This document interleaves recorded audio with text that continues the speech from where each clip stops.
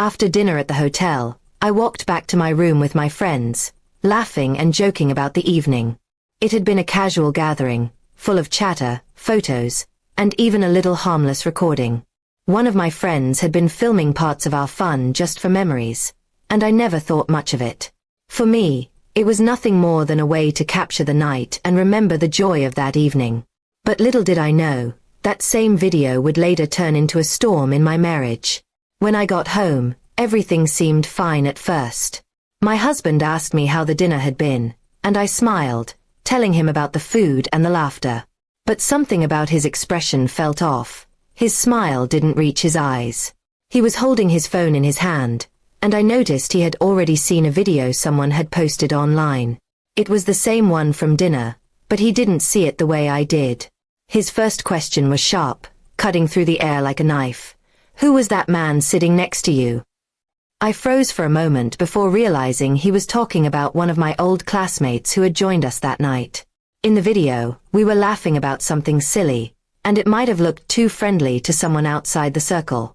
I explained quickly, but his eyes narrowed, and I knew he wasn't convinced. The way he looked at me made my heart ache. There was suspicion in his eyes where there used to be trust. I kept repeating that it was innocent, that nothing had happened, but he scrolled through the video again and again, replaying every little gesture, every smile. To him, the laughter looked like flirting, and my casual friendliness seemed like betrayal.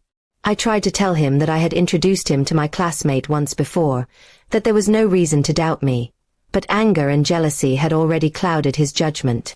He muttered words under his breath, questioning my loyalty, making me feel like a criminal under interrogation. I could feel my hands trembling, not from guilt but from the helplessness of not being believed. The night turned heavy with silence after our argument. He went to bed without another word, and I sat alone, staring at the walls. My mind kept replaying everything, how something so innocent had turned into poison. I wished I had never gone to that dinner, never been in that video. But deep inside, I also wished my husband could just trust me enough to see the truth.